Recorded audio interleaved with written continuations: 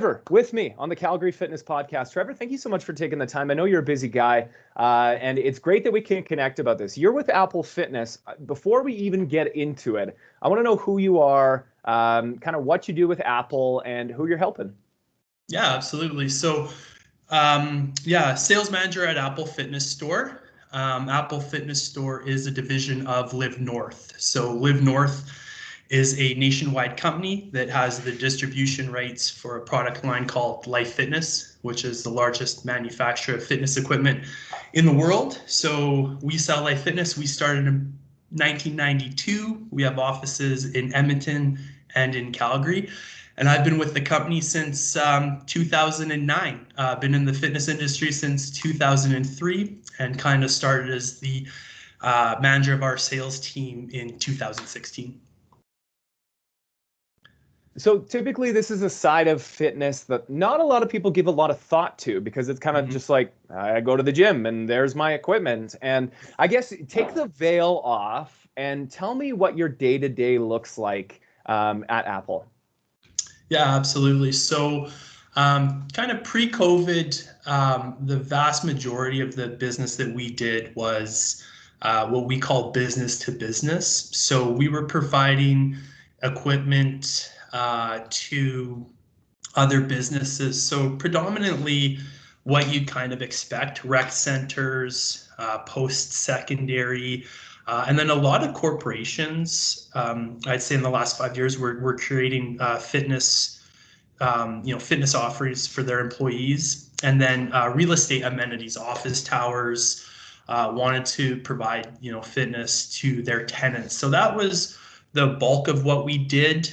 We did have a home sales division to our company, and they did quite well, but it wasn't the main focus of our business. So now, now that we're in COVID, that's transitioned quite a bit. We're doing a lot more, maybe 10 times what we were doing in home sales now. It's really kind of gone crazy. And then as you might expect, the business to business has dropped off, significantly, I'd say. So there's been quite a transition, but that's basically what we're doing. So in Alberta, we have 5 reps who are committed to that business to business sale.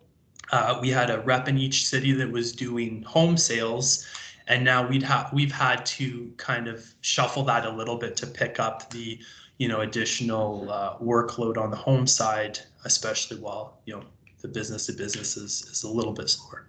I want to jump in there and just that's the biggest thing that I've seen is like comments of people saying, and it's not just dumbbells, but it's equipment. But for the vast majority, I hear people saying, I can't get the dumbbells that I need for my house. Like, is there a shortage? Like, what kind of insider information can you give me about like, why can't people get dumbbells for their house? I think it's probably exactly what you'd expect. It's like, we were just doing a normal business. Supply chains were chugging away, as business as usual. And then COVID hits, and then everybody wants the exact same thing. Everybody in the world wants the exact same thing, and we just weren't ready for it. So we didn't have the inventory and the supply chain. We didn't have the raw material, sitting and waiting. It was just everything, right? And you can imagine, you go from 0 to 100. It takes time to amp up. It takes manufacturers time. It takes distributors time. So it's just something that happened overnight. I'm sure there's people all over the world trying to figure out how to get the steel out of the earth quicker and how to mold it faster and all those things. But it's just like explaining a traffic jam. Everybody just left their house at the exact same time, and the roads are too crowded and nobody can get dumbbells.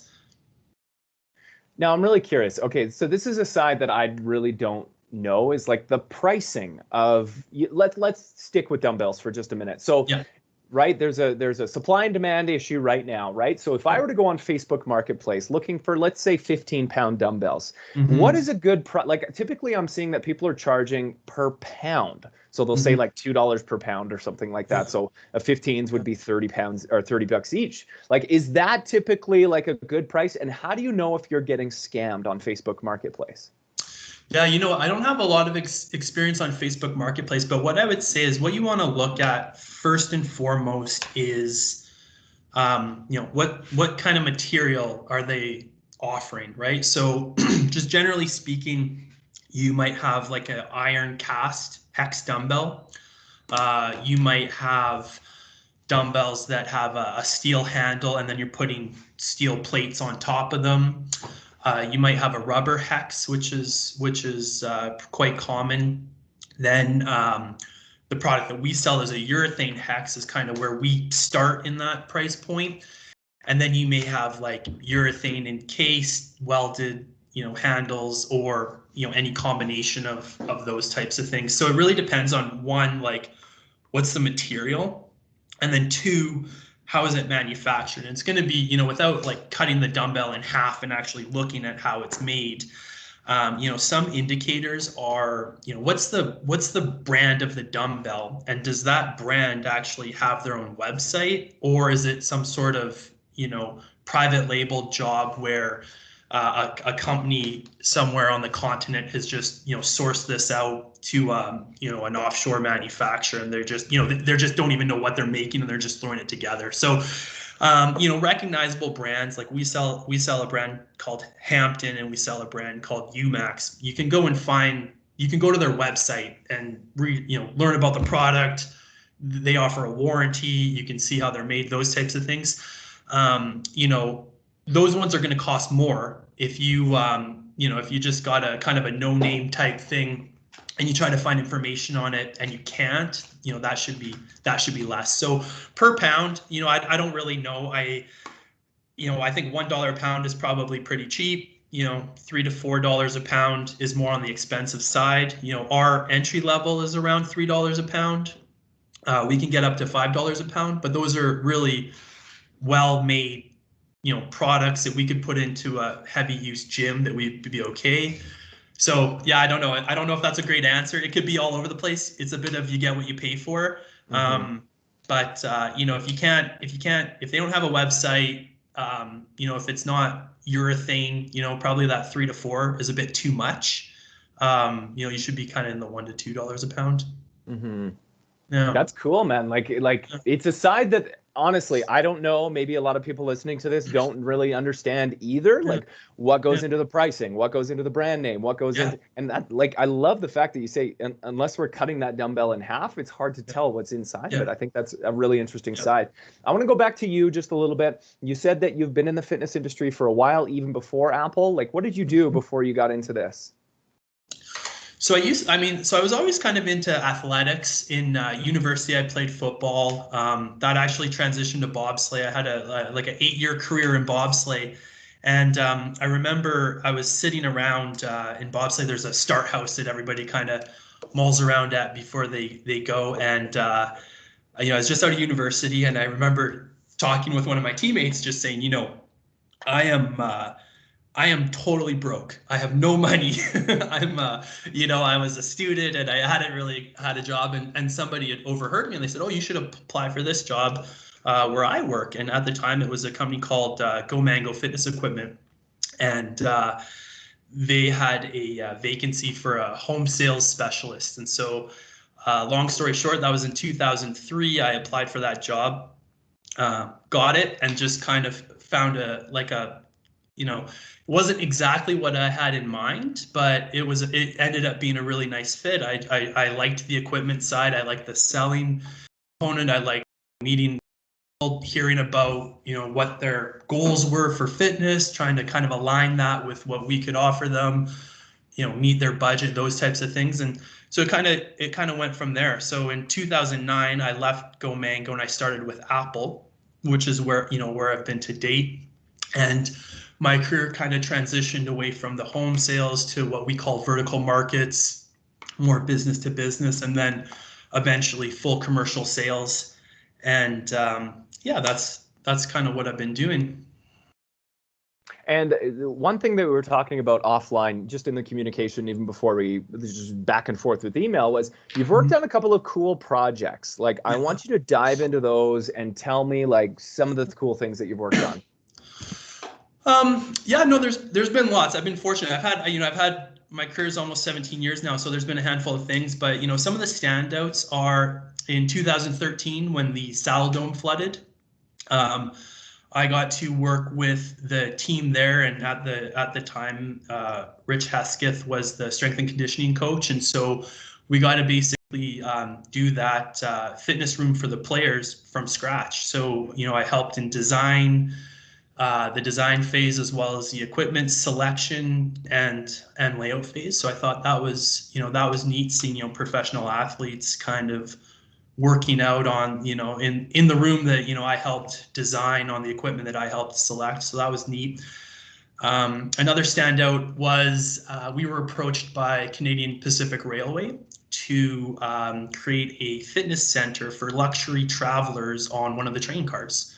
So same kind of thing, unique needs, but we had to go in and we had to choose the equipment that we thought would most appeal to the people who are likely to travel on these trains, but then also had to take into consideration different load ratings, as well as we needed to be able to bolt that equipment to the floor, because the people would be the train would be moving while they're exercising. So that was a unique kind of application. And then we've got an incredible relationship with YMCA Calgary, which is an absolutely amazing organization, and they've got a great partnership with the city of Calgary. So they've opened since 2013 5 new branches, and 2 of them, Seton and Rocky Ridge, are the 2 largest branches in terms of square foot in the world. So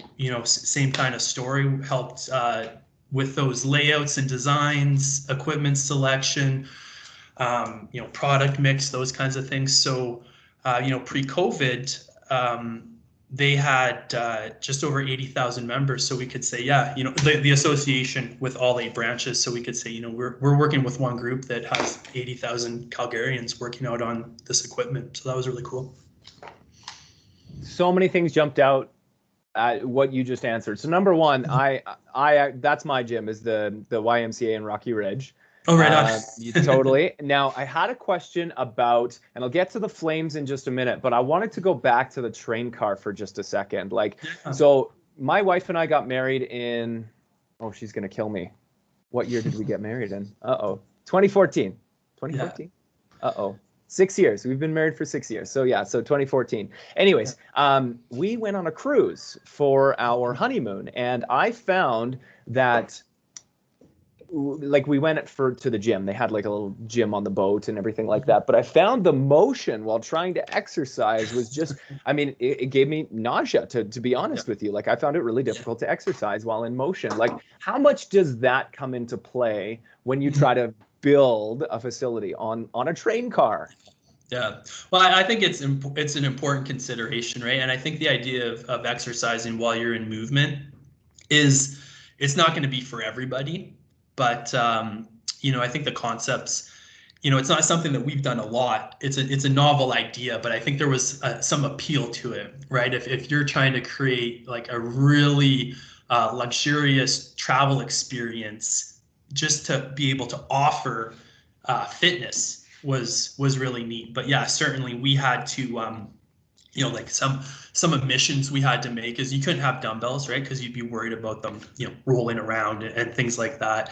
We thought about treadmills, but it's a unique power requirement for a commercial treadmill. And then also there was a bit of worry that if you were on a treadmill while the train's moving, that maybe that's a recipe for some disaster. So we leaned more towards things like ellipticals, upright bikes, and I think that was it for the cardio. We probably could have thrown in a recumbent bike; it would have met the requirement. But it was mostly that. And then we looked at some strength equipment where they were self-contained.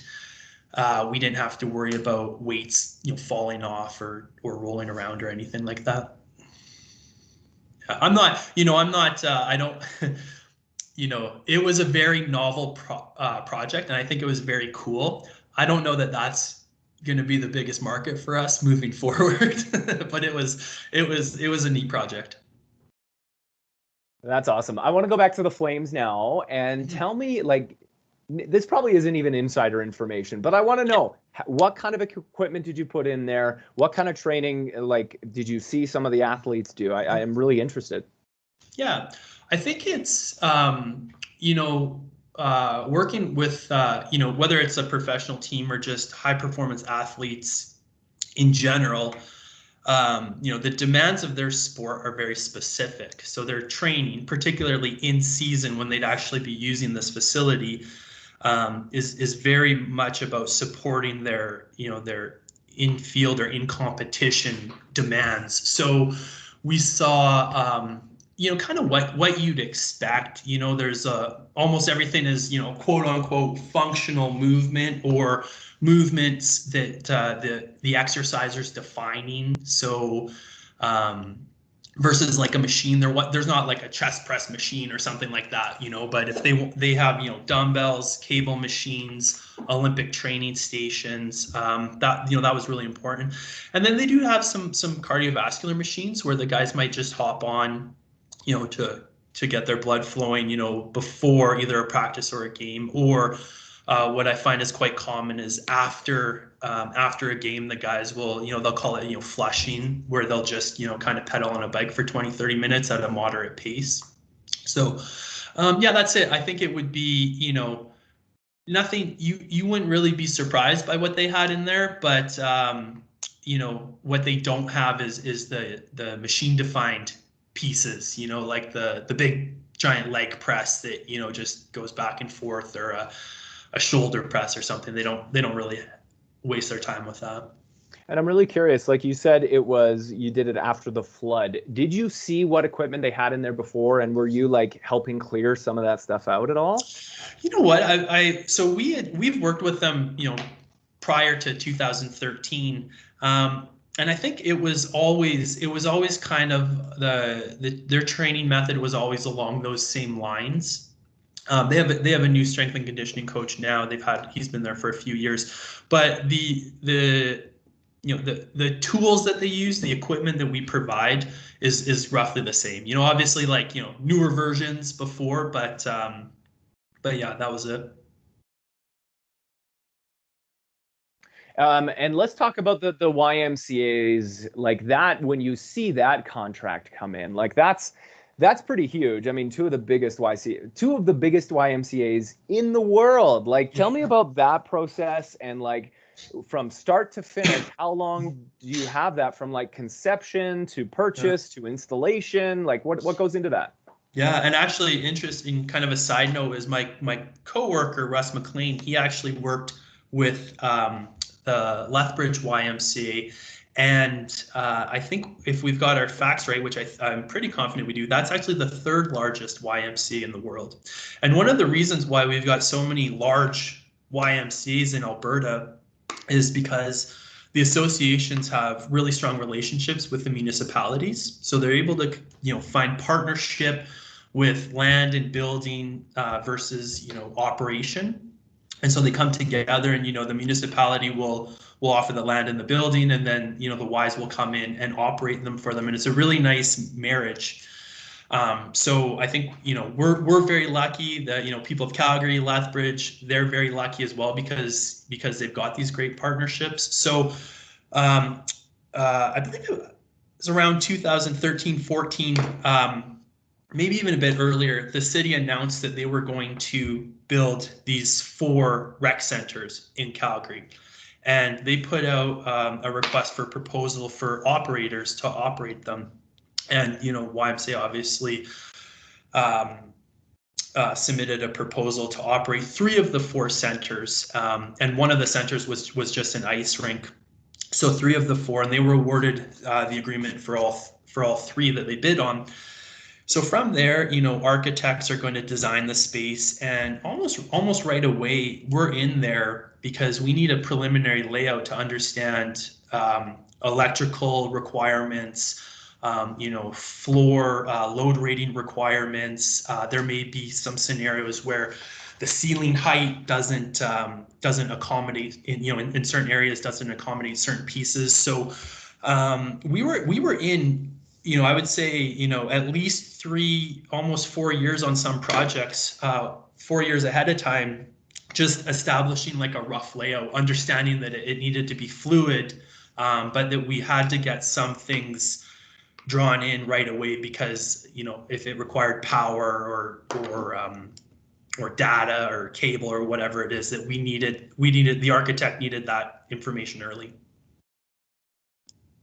What a cool venture. I think that's some of the coolest stuff because like I said at the beginning, it's people really don't think about what goes into this in the planning stages. And like, I mean, that probably took several years just from like the RFP to architecture plans, blueprints, everything like that. Like, I'm going to guess there's a lot of collaboration that would go into that.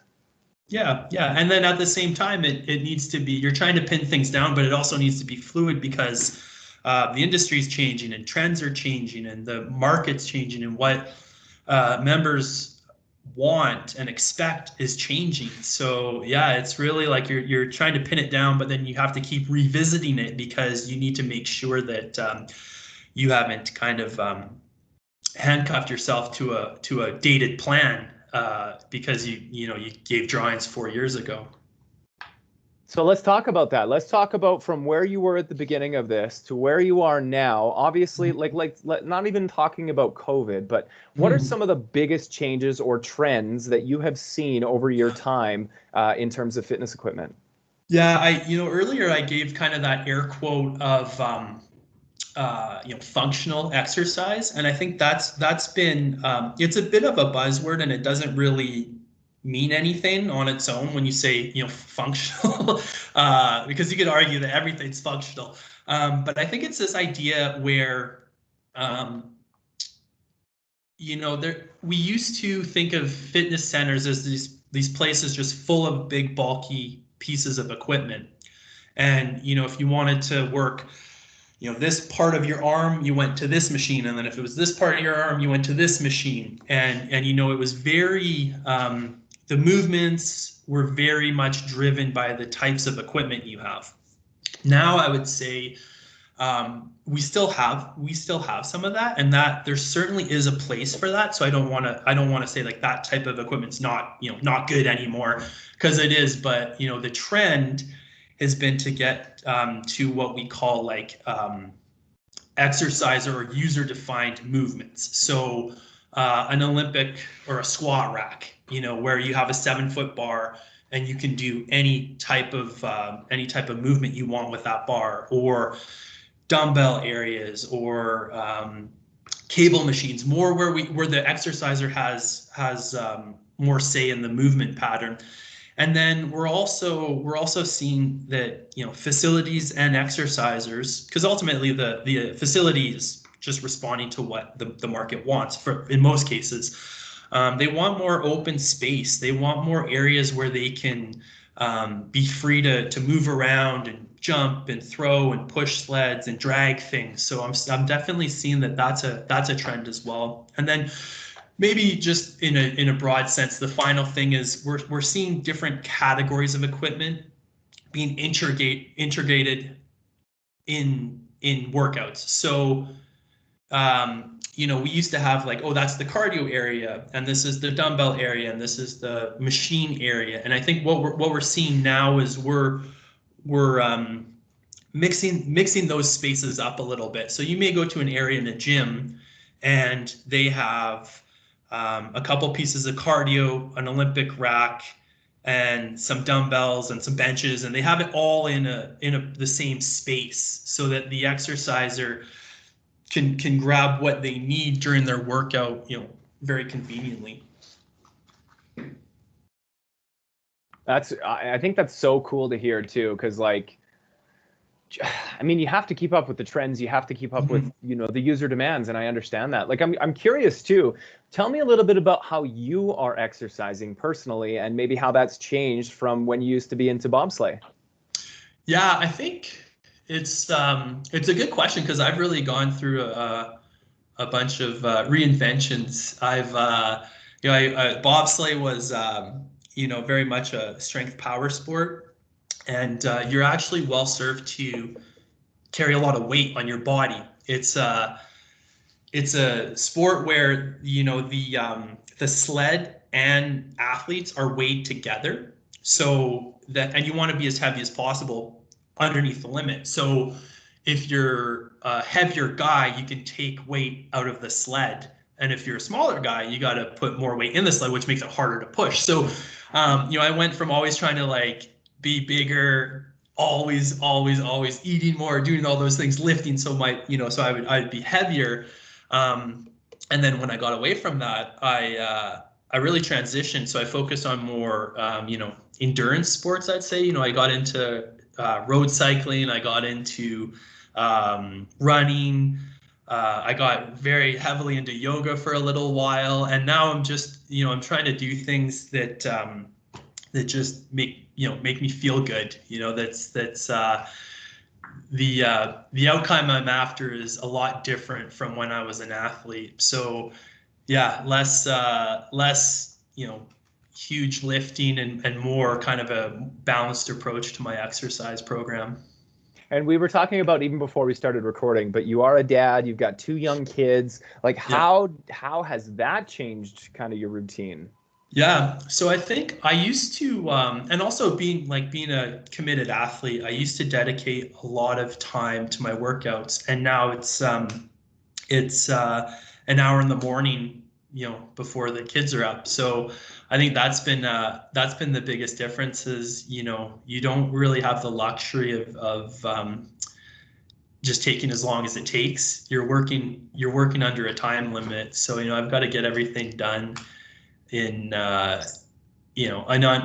an hour, or I don't get to do everything I want to do, because when that time comes, I'm done. I'm off to get the girls ready for school and day home and get breakfast made. So you're a girl dad too, hey? 2 girls, yeah. Totally, me too. Like 4 years and 8 months old now. It's crazy, man. That's great. Awesome. I'm curious, are like at the time of this recording, gyms are open. So are you training at a gym or are you training from home? So right now, I'd love to be in a gym, and I certainly would feel safe going into a gym. But I've acquired quite a setup in my house. So I think it's just, it's more my lifestyle right now where I'm at, that I work out at home for now. But certainly, I think, for me, it'll be once my youngest is in school, I think it'll be a lot easier to go to the gym. I'm certainly a believer, supporter, endorser of fitness centers. I think they offer a lot more than I can ever get in my home. So yeah, I'm doing it. I'm in my home for now, but the plan is certainly to return to a facility, at least 1 or 2, and I'll still hit a class when I can, certainly at a facility, but yeah, I'm just at home right now. So I want to know, like, if we get to that point where things, shut down, knock on wood, I hope it doesn't get to that point, but you never know.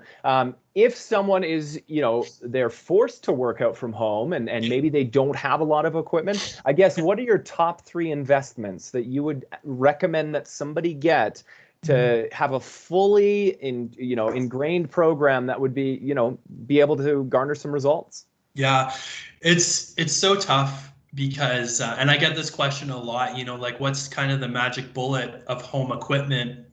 And I think my answer is sometimes not very, it's not what people are looking for. So, I'd say if you're going to a fitness center and now for whatever reason you can't go to the fitness center, how do you recreate that fitness center experience? the simple answer, and not to be cheeky, but it's to just, get the equipment that you use at the fitness center in your home. Now, there's a lot of things that prohibit that from happening. Cost, space, sometimes there's physical restrictions to your home. So then it's what you do. And my suggestion is always, what are the most common pieces that you use at the fitness center, or what do you enjoy the most at the fitness center? Because you're more inclined to do what you enjoy doing, right? So for some people, it's really simple. They say, you know what, I belong to a center, but it's mostly for the cycling class. So say, perfect, just get an indoor cycle. It may not cover everything that you're doing at the center, but if it's your favorite activity, that's probably where you should start, right? The next thing is, as we've already touched on, if you can find a set of dumbbells, hey, that's great. Dumbbells and a bench is really going to take you a long way in terms of variety and your ability to do a number of different, exercises. I think, whether it's a facility or your home, space is usually limited. Even in the biggest facilities, even, where you train, it's massive, but you still can't have everything. So you have to sometimes choose things based on their ability to have multiple functions, So when we look at machines like that, I really love the Olympic racks. So, a half rack or a full rack, sometimes they're referred to as power racks, but they're just basically, they accommodate the 7-foot bar, because there's really no limit to what you can do on a power rack with a bar. Squats, deadlifts, bench press, pull-ups, shoulder press, whatever the case is. I think those are great for variety. And then the other thing I would include there is a good cable machine. So usually the staples of a strength, of a strength space, whether it's your home or a gym, if we were doing a small gym, we would say, yeah, you'd be great if you could put in a power rack, a set of dumbbells, a cable machine, and a bench. So if you can do those 4 things, hey, great, you're gonna cover most of the bases strength-wise. And then if you can't, I would say, well, think about what you use the most, or what you want to use the most, or if you're unsure, think about what your goals are, and maybe talk to a fitness professional and say, hey, this is my goal. I don't have enough space for everything, but I've got some space for some things. What's your recommendation? And try to get some direction that way. That's wicked, man. I think that's awesome. Space, what your goals are, so important, right? Because a lot of times people try to put a round peg into a square hole, and it's like, well, I don't have my squat rack. I'm handcuffed now. Well, that's not necessarily the case, right? You can modify if you need, and just like you said, a bench, couple of dumbbells, like you should be good to go for at least the interim, right? So yeah, that's awesome. And I think that's an important distinction, because, we're seeing people come in who they just need to bridge a gap or bridge a space of time, because they're desperate to go back to their gym. They know they can't get everything at home. But then we're seeing other people who are treating their home gyms like a home renovation. It's like a new kitchen or an expansion or new bathrooms. They're saying, yeah, we're gonna spend some money because we're gonna build this thing, and we're not gonna go back to the gym. And it's not right or wrong. It's certainly everybody's got to do what they feel comfortable with and what works best for them. And I'd say, yeah, if you're doing that, then you're going to get a handful of pieces. You're going to dedicate more space. But still be clear on what you're trying to achieve, for sure. I want to talk a little bit about innovation. And, we talked about trends earlier, but, I don't know, for me, like the Peloton bike has been a crazy, amazing innovation, right? It's getting people engaged. And then there's this other one, I'm sorry, I don't know the name of it, but it's one where you fold it up into your wall, and then when you're ready to work out, you pull it down. I think it's got some cables and everything like that. Like, talk about from like the Bowflex to like Peloton to, all encompassing pieces of equipment. Talk about innovation and kind of, where we're headed and if this is, a good sign. I think it's a great sign. I think Peloton, I think the machine you're talking about is called Tonal. maybe. Yeah. That's the one. Yeah. Yeah. So I think there's a couple things that are happening. One, Peloton and Tonal are probably different enough to treat them separately.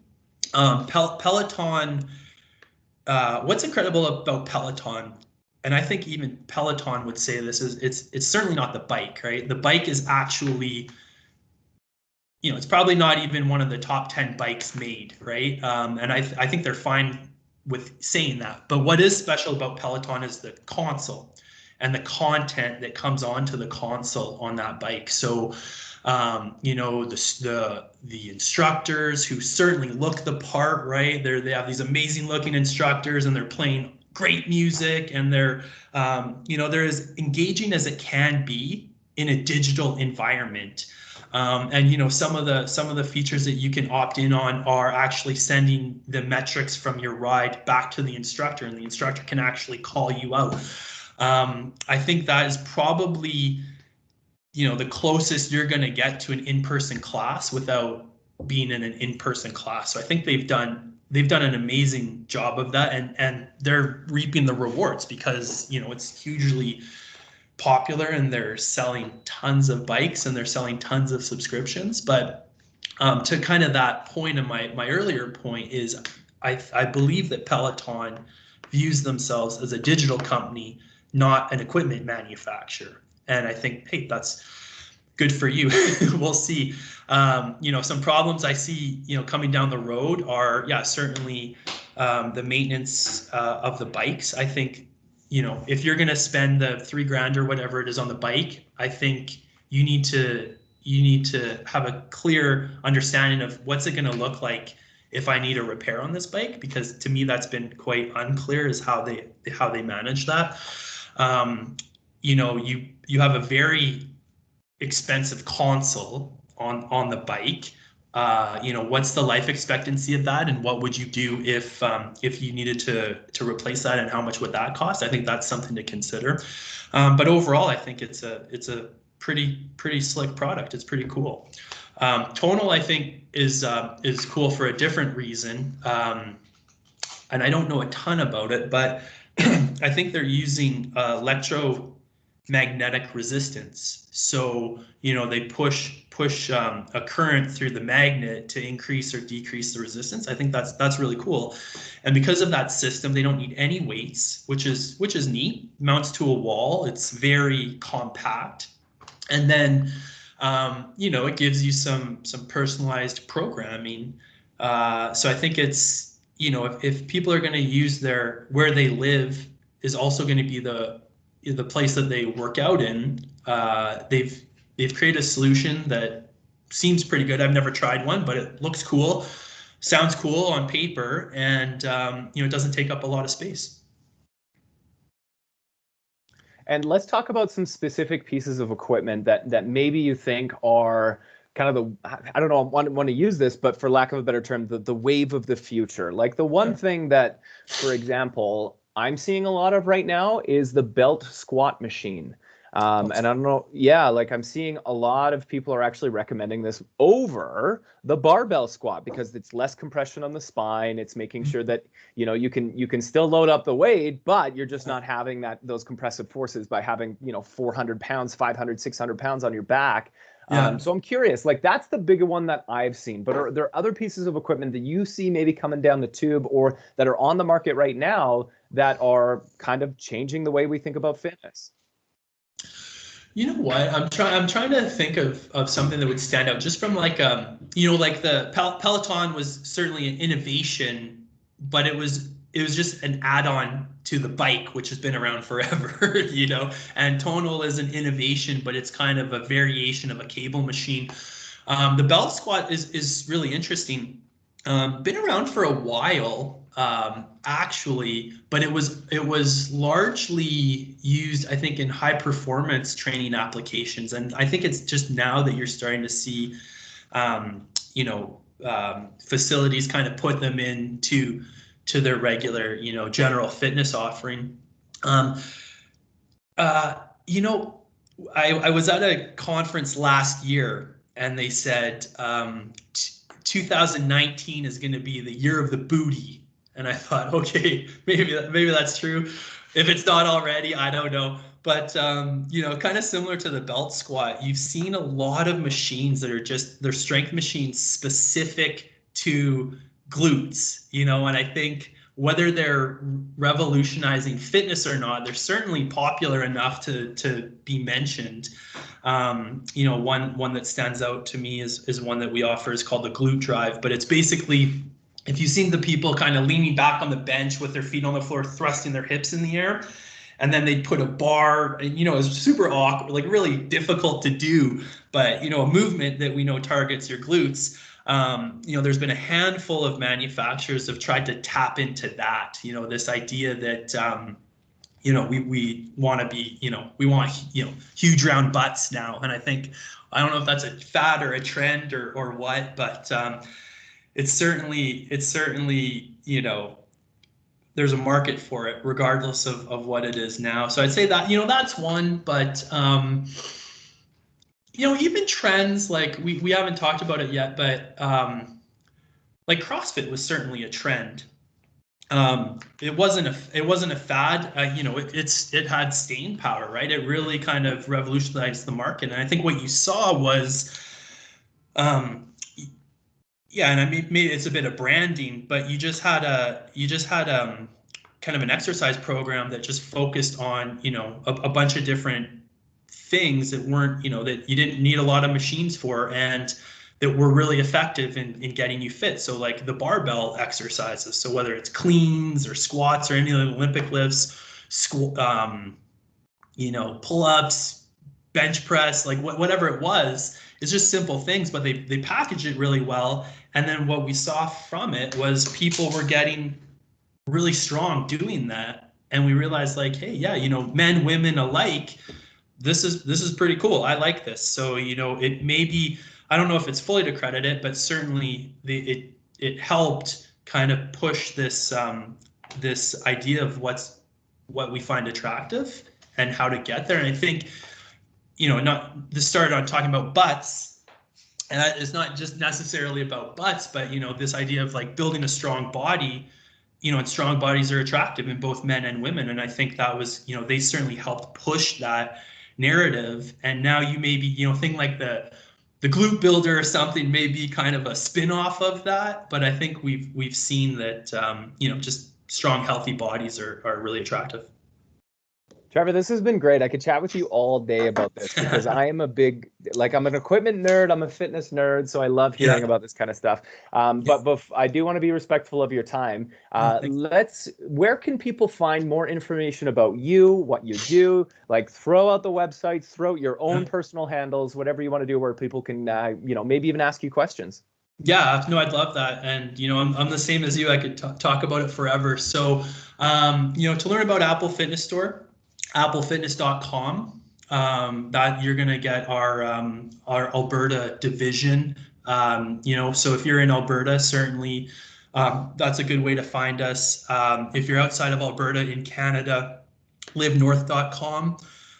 We've got all the respective social medias out there that you can find us on. And then personally, yeah, if you want to reach out, I'd love to connect. And you can find me, it's Trevor Irwin on LinkedIn. I'm fairly active on LinkedIn.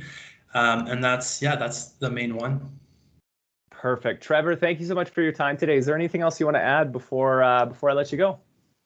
No, that's it. I think, you know, if I could just, I hope I emphasized this, but I think specifically in COVID, we realized that, you know, we're realizing now how important, you know, fitness is to our physical and mental well-being. And I think COVID's kind of been a double-edged sword for us because it's showed people how important our industry is, but it's also showed a lot of people that life goes on, you know, without it. And I think if I could leave anyone with anything, I think it's, you know, don't underestimate the power of movement, exercise, fitness to your mental and physical well-being. And you know, the first step will be the hardest, but certainly worth making. And you know, whether you're in it and you've always been in it, or COVID's kind of derailed you and you need to get back into it, or you've never participated in fitness or exercise, like,